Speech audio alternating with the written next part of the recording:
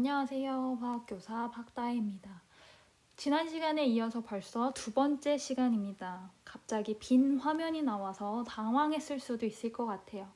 좀 활동적이게 수업하는 게 좋을 것 같다고 생각해서 여러분이 스스로 자기 자신을 점검할 수 있는 쪽지 시험 형태의 수업을 준비해 봤어요. 준비까지는 아니지만 자, 빈 종이를 준비해 볼까요? 했다고 믿을게요. 빈 종이를 준비해 보시고 빈 종이 맨 위에 1번 1번 주기율표라고 말한다면 여러분들은 이제 1번에 쪽지시험 보듯이 받아쓰기 하듯이 1번에 주기율표를 원자번호 1번부터 20번까지 적어주면 됩니다. 됐죠? 자, 이제 그 주기율표를 보지 않고 빈 종이를 반대 방향으로 덮어보고 비어있는 메모장 화면을 보고 대답해 보도록 할게요. 우리 OT 시간에 여러분들이 얼마나 주기율표를 안다고 착각하고 있는지 확인시켜 줬었잖아요. 자, 지금 물어볼게요. 스스로 대답할 수 있는지 점검. 계속 자극을 줄 거예요. 거기에 민감하게 반응한다면 학습 능력이 극대화되리라 믿습니다. 자, 물어볼게요. 자, 붕소 밑에 뭐 있죠? 네. 규소 위에 뭐 있죠? 네. 염소는 원자번호 몇 번이죠? 네. 나트륨은 원자번호 몇 번이죠? 네. 리튬은 몇 주기 몇 쪽 원소죠? 네. 네온은 원자번호 몇 번이죠? 네. 네온 밑에 뭐 있어요? 좋습니다. 제가 지금까지 물어본 거에 대해서 한 개라도 대답을 못했다면 다시 가서 주기율표부터 하세요. 자, 이런 식으로 물어볼 거고 이거에 대해서 잘 대답할 수 있었으면 좋겠습니다. 자, 지금 비어있는 화면만 보고 대답하려니까 살짝 이상했죠.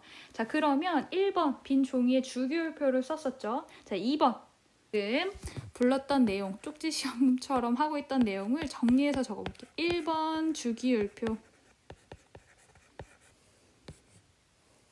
2번 1쪽 특별한 이름, 2쪽 특별한 이름, 3번 17쪽 특별한 이름, 18쪽 특별한 이름. 다 잘 적고 있는 거죠? 자, 4번 금속과 비금속의 특징. 아니, 지난 시간에 배웠으니까 복습이 되었다면 그렇게 어렵지 않은 내용이라 생각이 듭니다.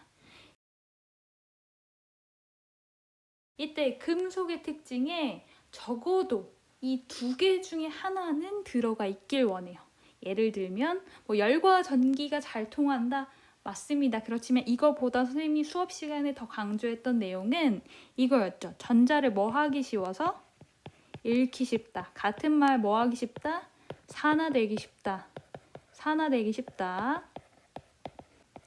그래서 무슨 이온이 되기 쉽다 얘기했었죠? 양이온이 되기 쉽다. 이런 거 적어 있으면 되는 거예요. 이런 식으로. 자, 지금 제가 혼자서 떠들고 있는 거 아니길 바래요. 아, 이미 다 아는 건데 이거 적어야 돼? 귀찮은데? 라고 하고 있다면 반성하고 오만하지 않게 수업 듣기로 약속했으니까 자, 자기가 알고 있더라도 한 번 더 확인한다는 취지에서 적어보도록 할게요. 됐죠? 자, 그럼 지금까지 했던 1번부터 4번에 정답은 스스로 찾아보면 되지만 지금 여기서 정답 말고 추가적으로 정리하고 싶었던 거 주기율표를 적어 라고 했을 때는 이제 그렇게 적지 말고 지금 적은 그것처럼 적지 말고 앞으로는 여기에 계속 이거 개념 추가해서 적어, 저거 개념 추가해서 적어 라고 할 거예요. 그때 그 뜻은 선생님과 여러분들 사이의 약속인 거죠. 이렇게 적어 하면 이게 무슨 말인지 여러분들은 알아듣고 적을 수 있다라는 거예요. 예를 들어 볼게요. 일단 주기율표부터 적어볼게요. 여기까지 적었나요? 자, 다 적었다면 원자 번호도 적길 바래요. 원자 번호는 원소 기호 왼쪽 아래에 적습니다. 몰랐다면 지금 알아두세요. 그래서 내가 외웠던 원소, 주기율표의 원자번호는 각각 이렇구나 라는 것. 그래야 외울 거 아니야. 원자번호 20번 누구야? 칼슘. 원자번호 17번 누구야? 염소. 이게 나올 수 있도록 자유자재로 외워주면 좋을 것 같고, 주기와 족도 적어 라고 하면 이렇게 적어주세요. 1주기, 2주기, 3주기, 4주기. 될까요? 자, 위에 족도 적어 라고 한다면 1족, 2족 이런 식으로 적으면 되는 거죠. 그때 여기 3족이라 적는 사람 없길 바래요. 3족이 아니고 몇 족인 거죠? 네, 13족입니다. 13족, 14족, 15족, 16족, 17족, 18족. 그 다음에 아까 쪽지 시험 2번, 3번에 냈던 거 있죠? 그걸 여기다 적습니다. 이 주기율표 안에 다 포함시키려고 해요. 1쪽의 이름이 특별히 뭐였다고요? 알칼리 금속이었다고요. 그럼 여기에 적으세요. 알칼리 금속. 자, 2쪽의 이름이 뭐였다고요? 알칼리 토금속. 자, 17쪽의 이름이 뭐였다고요? 할로젠 원소. 18쪽의 이름은요? 비활성 기체. 될까요? 좋습니다. 그리고 원자번호 20번까지만 외우라고 했지만 여기에 2개만 더 첨가하도록 할게요. 특별히 17쪽 할로젠 원소는 정말 자주 나오는 것 중에 하나라서 플로린 밑에 염소, 그리고 그 밑에 많이 나오는 거 브로민. 여기까지만 알면 좋은데 많은 경우에 할로젠 원소 하면서 여기까지 나왔었어요. 그래서 브로민과 아이오딘이 바로 밑에 줄에 이렇게 쭉쭉쭉쭉 존재하는구나. 그래서 17쪽에 속한다라는 거 같이 알고 있으면 될 것 같아요. 자, 브로민과 아이오딘의 원자 번호도 적어보면 브로민 35번이고요. 아이오딘 53번입니다. 네, 여기까지 적어져 있으면 돼요. 지금은 1번 주기율표 적어 하면 이만큼은 꼭 적혀 있어야 돼요. 플러스. 자, 여기에 금속과 비금속을 나누는 이렇게 표시할게요. 보이나요? 붕소랑 누구? 규소를 사이를 갈랐죠? 자, 붕소랑 규소 사이를 두고 요만큼이 누가 돼요? 금속이 돼요. 이거 지난 시간에 배웠던 내용이에요.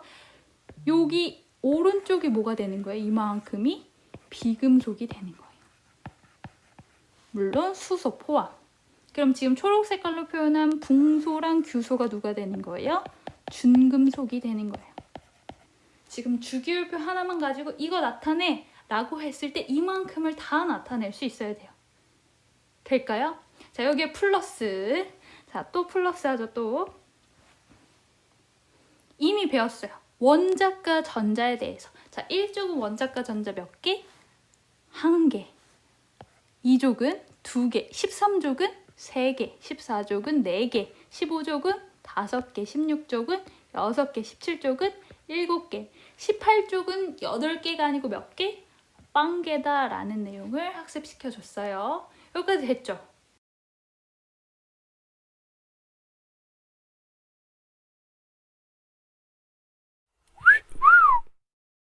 물질과 규칙성 관련된 단원, 그리고 결합과 관련된 단원, 교과서로는 40페이지에 해당하는 내용 함께 보도록 하겠습니다.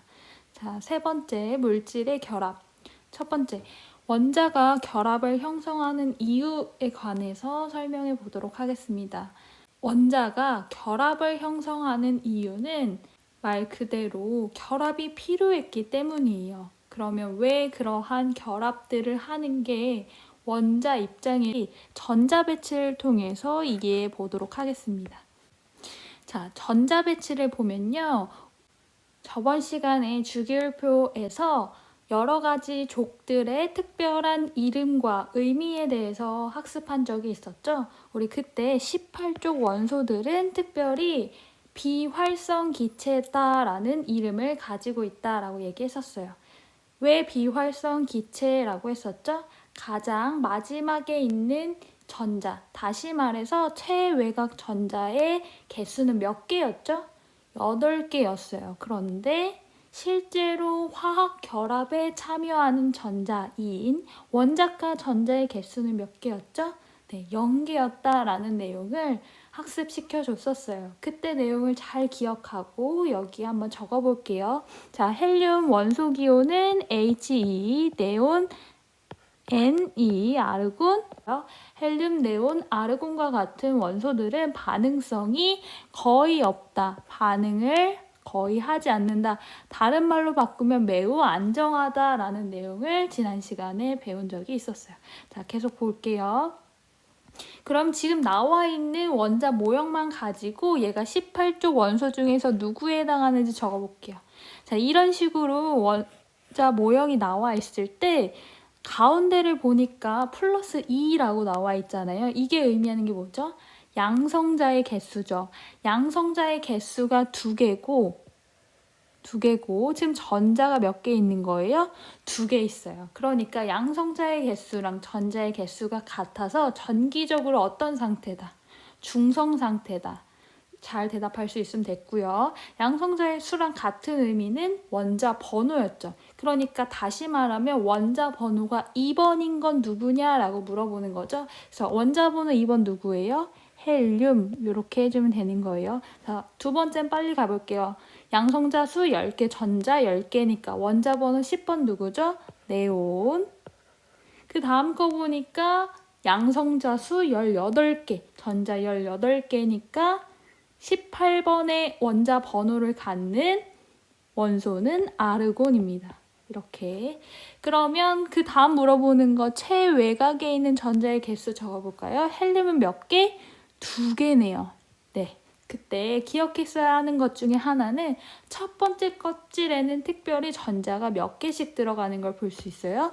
2개씩 들어가는 걸 볼 수가 있어요. 첫 번째 껍질에는 전자가 2개씩 들어가지만 두 번째 껍질부터는 전자가 몇 개씩 들어간다? 8개씩 들어간다 라는 걸 지난 시간에 봤었어요. 그러면 두 번째, 네온의 최외곽에 있는 전자의 개수 세어보세요. 몇 개예요? 8개예요. 아르곤 몇 개예요? 8개요. 눈에 보이는 그대로를 세주면 최외곽에 있는 전자의 개수. 그러나 원자과 전자수에서 가장 강조됐던 건 그 최외곽에 있는 전자들 중에서 뭐에 쓰여야지만 원자과 전자라고 불릴 수 있었던 거죠? 잘했어요. 화학 결합에 쓰여야지만 원자과 전자라고 부를 수 있다라고 얘기했는데 얘는 반응성이 거의 없고 매우 안정하기 때문에 화학 결합에 쓰인다 안 쓰인다? 안 쓰인다. 따라서 원자과 전자는 몇 개다? 0개다 라고 정리해주면 될 것 같아요. 됐죠? 네, 넘어와서 그러면 이런 식으로 18쪽 원자처럼 최외곽 전자는 8개 혹은 2개 예외적으로 있는데 원자과 전자가 0개. 다시 말해서 화학결합에 참여하는 전자가 없는 이러한 애들이 매우 안정한 상태다라는 얘기를 했었어요. 그래서 대부분의 원자들은 18쪽 원소처럼 안정해지고 싶기 때문에 적어볼게요. 18쪽 이외의 원자들은 전자를 얻거나 잃어서 가장 바깥 껍질의 전자를 최대 8개로 채워서 안정한 전자 배치, 누구를 닮으려고 한다.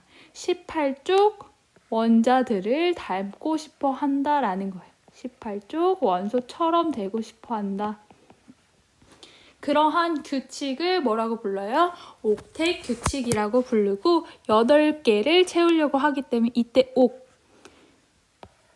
옥텟 규칙은 마지막 전자를 8개에 채워서 안정해지려고 하는 전자 배치를 의미한다라는 거예요. 여기 빈칸에는 당연히 옥텟 규칙이라고 적어주면 되겠죠. 네, 옥텟 규칙은 그러면 8개를 채우는 건데 예외적으로 봐야 되는 게 첫 번째 껍질은 8개가 아니고 단 몇 개, 2개다라는 사실만 기억해주면 될 것 같아요. 그렇기 때문에 옥텟 규칙이 모든 상황에서 다 잘 들어맞느냐라고 물어본다면 아니라고 말할 수 있어요. 그렇지만 일반적으로 우리가 화학 1까지에서 설명하는 원자번호 1번부터 20번 사이에 있는 원소들을 설명할 때는 옥텟 규칙으로 설명하는 게 가장 효율적으로 화학 결합을 하는 이유를 표현할 수 있는 방법이에요. 네, 넘어갈게요. 이어서 이온과 이온 결합의 형성 이유에 관해서 이해해 보도록 할게요. 여기를 이해하기 위해서 선생님이 일부러 질문 3개를 통해서 스스로 생각해 볼 수 있도록 꾸며봤어요. 그럼 첫 번째 질문에 대한 답변을 직접 써보면서 생각해 볼게요. 먼저 나트륨과 염소의 전자배치를 그리시오 라고 되어 있네요. 전자배치를 그리면 돼요. 위에 있는 그림을 보고 이런 식으로 그리면 되는구나 하고 따라해 보면 되는데 그 전에 물어볼게요. 나트륨은 원자번호 몇 번이죠? 네, 11번입니다. 잘하고 있죠? 자, 11번이니까 양성자의 개수는 몇 개예요? 네, 11개죠. 그럼 전자는 몇 개 있어야 돼요? 좋아요. 11개 있어야 돼요. 그게 드러나게 그리면 됩니다. 자, 적어볼게요. 나트륨은 원자번호 11번입니다. 그러니까 양성자는 몇 개 있어야 돼요? 11개 있어야 돼요. 그럼 가운데 11개의 양성자를 표현해주고 그럼 전자도 11개 있게 표현해야 되는데 예외적으로 첫 번째 껍질에는 전자가 몇 개 있게? 2개 있게. 하나, 둘, 2개 있게 그리고 두 번째 껍질에는 전자가 몇 개 있게 그려야 되죠? 네, 8개 있게 그리면 되죠. 그래서 8개를 그려주면 돼요. 하나, 둘, 셋, 넷, 다, 일곱, 여덟. 네, 8개의 전자를 그렸더니 지금까지 전자 몇 개 채운 거예요? 10개. 그래서 어쩔 수 없이 11번째 전자는 그 다음 번째 껍질까지 넘어가게 되겠네요. 그럼 마지막 껍질기에 전자 몇 개? 1개까지 채우면 전체 11개의 전자를 채울 수 있겠네요. 자, 스탑 버튼 누르고 염소에 대해서 스스로 한번 해볼게요. 염소의 원자번호 몇 번이지 생각해 보면서 시도해 보세요. 자, 17번이죠. 염소의 원자번호는 17번. 그러니까 양성자 몇 개? 17개. 그럼 전자도 17개 그려볼게요. 첫 번째 껍질에 2개. 두 번째 껍질에 8개. 하나, 둘, 셋, 넷, 다, 일곱, 여덟. 그 다음에 7개가 더 있어야 되죠? 하나, 둘, 셋, 넷, 다, 일곱. 네.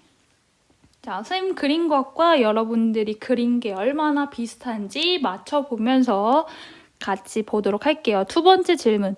나트륨과 염소의 가장 바깥 전자 껍질에 있는 전자가 각각 8개가 돼서 옥텟 규칙을 만족하려면, 따르려면 어떻게 되어야 되는지 설명하시오. 자, 원자번호 11번 나트륨을 봤더니 가장 마지막에 있는 여기 이 껍데기에 있는 전자가 8개가 되려면 전자 몇 개가 더 필요하죠? 네, 지금 7개가 더 필요한 상황이에요. 그래서 전자를 7개 얻어오는 방법을 생각할 수 있고 조금 더 깊이 생각한다면 아니, 애초에 이 전자 하나가 없어져 버리면 두 번째 껍질이 마지막 껍질이 될 수도 있겠네. 그럼 두 번째 껍질의 전자는 이미 8개니까 전자 하나를 잃어버려도 되겠다. 라고 생각할 수도 있는 거죠. 따라서 11번 나트륨에 대해서는 어떤 식으로 표현할 수 있을까요? 전자 몇 개를? 7개를 얻어서 만족하는 경우와 전자 1개를 잃어서 만족하는 경우 두 가지로 나눠서 설명할 수 있어요. 자, 그러면 염소에 대해서도 생각해 볼게요. 염소는 가장 마지막 껍질, 세 번째 전자 껍질에 지금 7개가 채워져 있는 상황이에요. 8개가 되려면 어떻게 하면 되죠? 좋아요. 전자 하나를 어딘가로부터 얻어오면 되겠구나 라고 생각할 수 있어요. 그러면 또 반면에 아예 이 7개의 전자를 잃어버려서 두 번째 전자 껍질이 최외곽 전자 껍질이 되게 해줄 수도 있겠네요. 그러면 17번 염소에 대해서도 두 가지로 서술할 수 있을 것 같아요. 뭐라고? 전자 하나를 얻는 경우와 전자 7개를 얻는 경우로 서술할 수 있을 것 같아요. 자, 그럼 물어볼게요. 각각 있는 그 두 가지 경우 중에 뭐가 더 에너지 면에서 유리할 수밖에 없겠어요? 맞아요. 전자를 하나씩 움직이는 게 더 유리할 거예요. 자, 나트륨의 경우는 전자 하나를 잃어서, 염소의 경우에는 전자 하나를 얻어서 8개를 만족하는 게 더 효과적이겠죠. 자, 이제 세 번째 질문으로 넘어와 볼게요. 나트륨과 염소가 결합하여 염화나트륨을 형성하는 까닭을 전자배치와 안전성을 이용해서 설명하여라 라고 되어 있죠. 그러면 NaCl이라는 거는 여러분 NA랑 Cl이 만난 게 아니고 실제로는 Na 어떤 상태? 플러스. Cl은 Cl 마이너스 상태에서 만나고 있는 거죠. 그럼 Na 플러스라는 건 어떤 상태예요? 이렇게 적어볼게요. Na 플러스라는 거 이렇게 설명할게요. 선생님은 원자 번호가 몇 번이에요? 나트륨은 11번. 그럼 원래 양성자의 개수는 몇 개여야 돼요? 플러스의 개수는 11개였어야 돼요. 그럼 원래 전자는 몇 개여야 돼요? 마이너스의 개수요. 11개였어야 돼요. 맞죠? 그런데 Na 플러스가 됐다는 건 누가 몇 개 남았다는 거예요? 플러스가 1개 남아돈다는 얘기예요. 그럼 지금 누가 더 양이 많다는 소리일까요? 양성자가 하나 더 남아돈다는 의미예요. 그 말은 전자 하나를 뭐 했기 때문에? 잃어버렸기 때문이겠죠. 그러니까 Na 플러스라는 상태는 아까 봤던 원자 번호 11번 원자 모형에서 마지막에 있는 전자 하나, 이 전자 하나를 잃어버려서 이렇게 된 상태가 되겠죠. 그러니까 이 부분을 Na 플러스다라고 설명할 수 있겠네요. 됐죠? 그러니까 여기 옆에 써볼게요. 양성자 몇 개? 11개. 그런데 전자가 몇 개가 됐어요? 지금은 전자 하나를 잃었으니까 10개. 그러니까 플러스가 몇 개 남아돌아요? 1개. 이걸 표현한 방법이 Na 플러스였던 거죠. 네, 좋아요. 그럼 Cl-도 다시 설명해 볼게요. Cl-라는 것은 전자 하나를 뭐한 상태일까요? 얻은 상태예요. 봐볼게요. 원래 Cl의 양성자는 몇 개예요? 17개예요. 그런데 전자 하나를 여기에 얻어볼게요. 그럼 전자가 몇 개 되는 거예요? 18개가 되는 거죠? 전체. 그러니까 전자 하나를 얻었다. 얘를 표현하는 방법이 Cl-가 되는 거라고요. 그렇게 해서 이렇게 생긴 이 모양이 Cl-가 되는 거예요. 형성하는 까닭을 전자 배치와 안정성을 통해 설명하라고 한다면 Na 플러스와 Cl-는 모두 다 무슨 규칙을 만족한 상태? 옥텟 규칙을 만족해서 보다 안정해진 상태이기 때문에 이 둘이 만났다면 화학적으로 더 안정해져서 화학결합을 형성했던 거구나. 이렇게 이해해주면 좋을 것 같아요. 자, 이제 결합에 대해서 이야기해 볼까요? 가번을 보면 이온결합이라고 나와 있죠. 방금 전 1페이지에서 NaCl의 결합에 대해서 생각해보는 과정을 가졌고 이제 정말 이온결합이 뭔지에 대해서 정의 내리면 되는 거예요.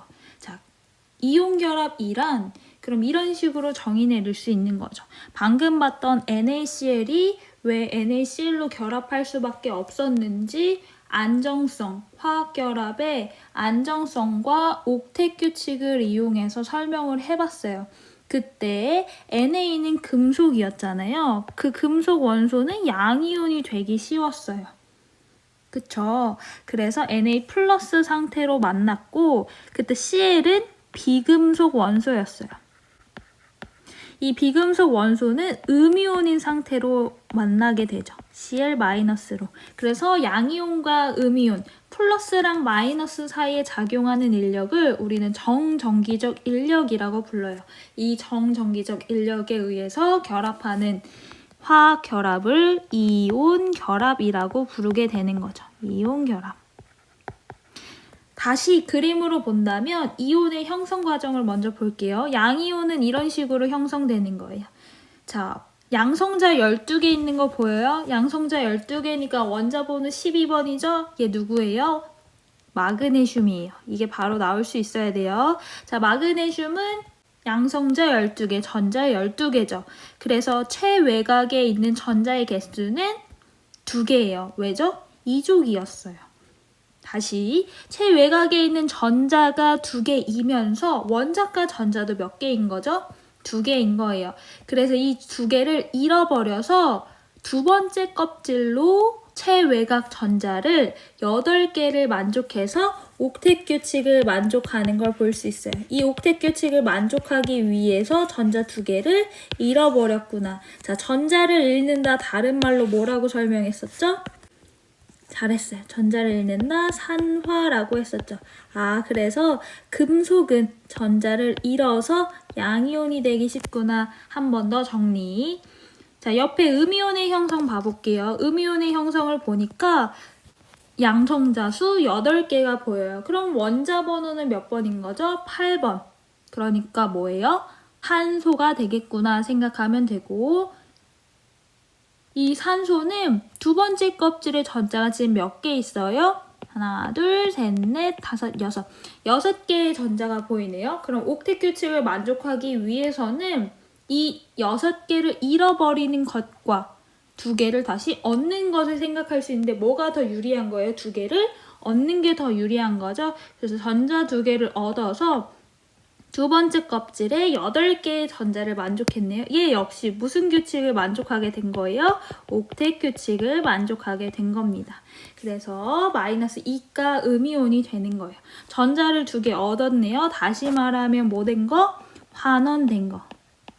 아, 그러니까 얘는 산소였고 비금속이었으니까 전자를 얻기 쉬워서 음이온이 되는구나. 다시 한번 정리하면 될 것 같아요. 그리고 아까 1페이지에서 봤던 내용 다시 한번 이렇게 써볼게요. 양이온 12개. 전자 몇 개가 됐어요? 2개를 잃어버려서 총 10개. 그러니까 플러스가 몇 개 남아도는 상황? 2개 남아도는 상황. 아, 그래서 이가 양이온을 이런 식으로 썼던 거구나. 한 번 더. 앞으로는 이런 거 안 할 거예요.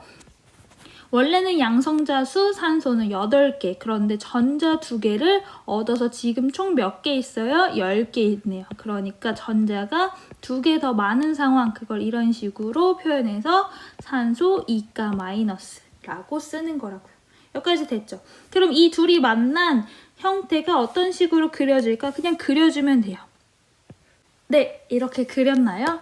잘했어요. 그러면 이게 화학식으로 쓴다면 Mg, 2 플러스 얘는 O, 2가 마이너스니까 화학식으로 쓴다면 MgO라는 이온결합 물질을 만들었겠죠.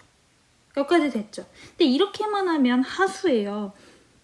우리는 여기서 한 걸음 더 나아가서 이걸 볼 줄 알아야 돼요. 플러스 12, 즉 마그네슘의 양이온 형태와 산소 2가 마이너스, 산소 음이온의 형태를 자세히 들여다보니까 둘의 전자 배치가 뭐 한 걸 볼 수 있어요? 전자 배치가 동일하구나를 찾았으면 잘한 거예요. 전자 배치가 둘 다 전자가 몇 개로 동일해요?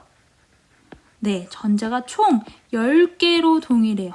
자, 전자가 원래 10개인 것. 다시 말해서 전자수 10개, 양성자 수가 10개. 다시 말하면 원자 번호가 10번인 게 누구예요? 잘했어요. 네온이죠. 그래서 마그네슘이랑 산소는 옥텟 규칙을 만족하려고 비활성 기체 중에 네온을 닮으려고 하는구나를 깨달으면 될 것 같아요.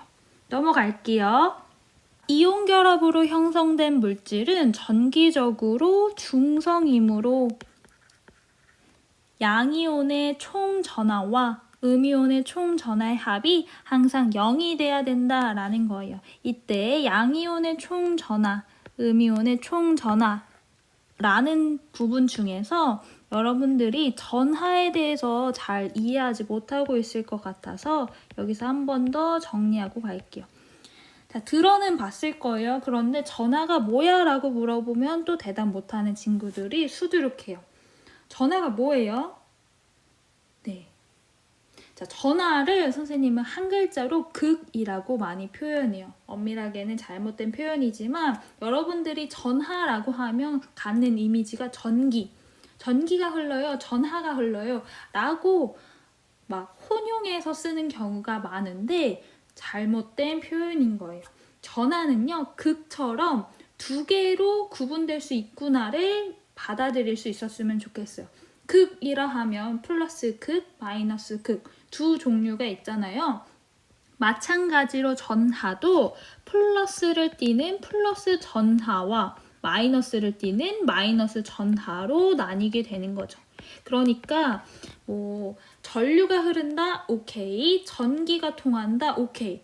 마이너스 전하를 띠는 입자인 전자가 이동한다, 이런 식으로 표현해야 되는데 이 세 가지를 혼용해서 막 섞어서 이해하지 못한 채로 쓰는 경우가 많기 때문에 용어 정리했었고요.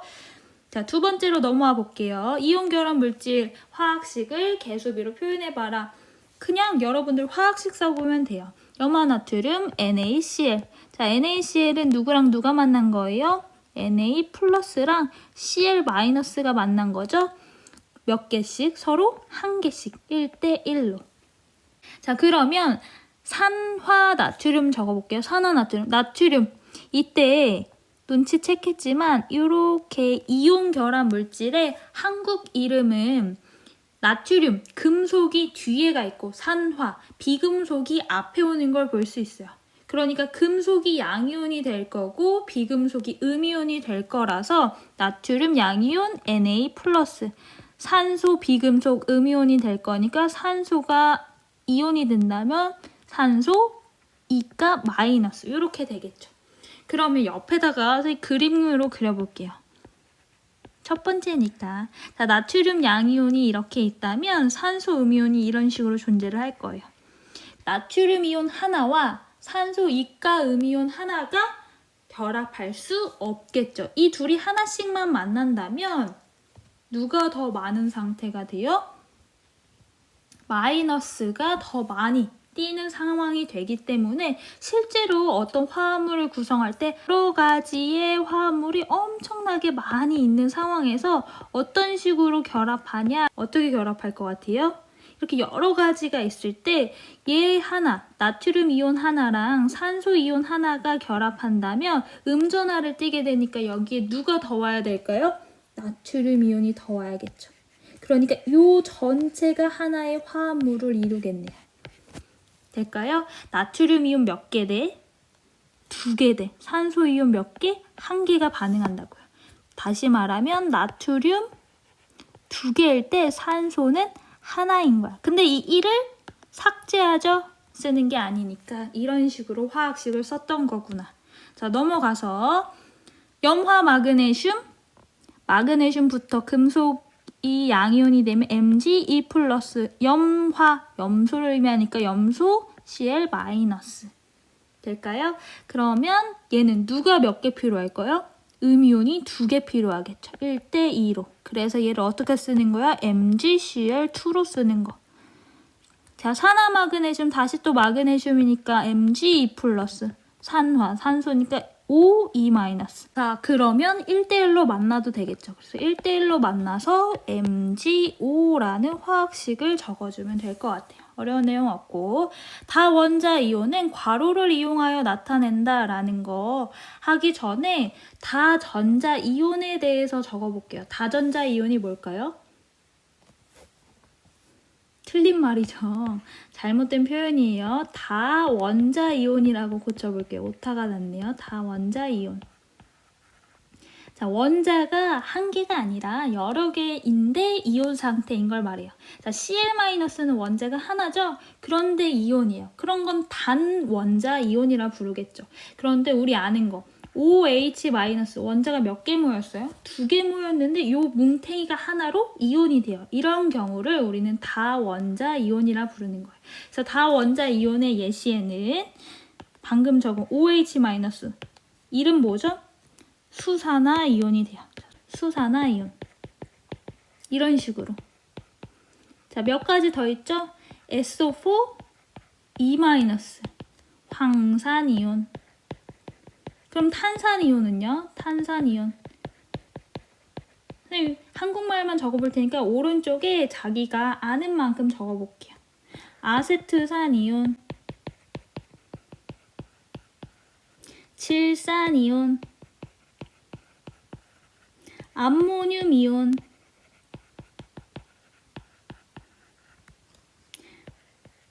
과망가니즈산이온, 뭐 탄산수소 이온. 자, 얼마나 적을 수 있었어요? 정말 많이 적었길 바래요. 자, 탄산이온은 CO3 E-, 아세트산이온은 CH3COO-로 의미하고요. 질산이온은 NO3-, 암모늄이온은 암모니아에 수소이온이 더 붙은 거죠. NH4+, 망가니즈산 MnO4-, 탄산수소이온은 탄산이온에 수소가 붙은 거예요. 그래서 HCO3- 가 되죠. 수소 이온 상태로 더 붙은 거니까. 이런 식으로 하나의 뭉탱이가, 즉 원자가 여러 개 모였는데 이온이 되는 경우에 대해서 미리 알고 있어야 돼요. 그러면 여기 나온 황산 알루미늄. 자, 알루미늄 양이온이 되면 Al3+가 될 거고 황산은 SO4 E-가 되겠죠? 그러면 양전하 3개랑 음전하 2개가 몇 개의 개수비로 만나야지만 전하가 0이 될까요? 이렇게 X자로 많이 표현해요. 그래서 Al2SO4 전체 3 괄호로 나타낸다는 게 이런 의미가 되는 거예요. 무슨 말이냐면 Al3+짜리가 여러 개 있을 거고 SO4 E-도 여러 개 있을 거예요. 근데 몇 개씩 만나야지만 결합이 괜찮냐고요. 봐볼게요. 얘랑 하나씩 만난다면 누가 더 많아요? 플러스가 하나 더 많아요. 이렇게 만난다면 또 플러스가 많아요. 그래서 이렇게 만난다면 플러스 6인데 마이너스는 4니까. 그래서 마이너스를 이렇게 데려오면 되겠죠. 이렇게. 그래서 SO4는 3개가 되고 알루미늄은 2개가 되게 이 뭉탱이가 하나의 화학 결합물, 이온 결합 물질을 만들어야지만 전체 전하가 0이 되겠구나 받아들일 수 있는 거예요. 쉽게 최소 공배수 생각하면 좋을 것 같아요. 자, 나 볼게요. 이온 결합 물질로 이루어진 결정을 뭐라고 부르냐면 이온 결정이라고 불러요. 이런 이온 결정은 어떤 상태? 고체 상태로 NaCl과 같은 염화나트륨이라면 하나씩 개수비로 결합하지만 정말 요거 하나씩만 존재하냐? 아니라는 거예요. 엄청나게 많은 수가 이렇게 반복적으로 이루어져서 딱딱한 고체를 이루고 있더라라는 거예요.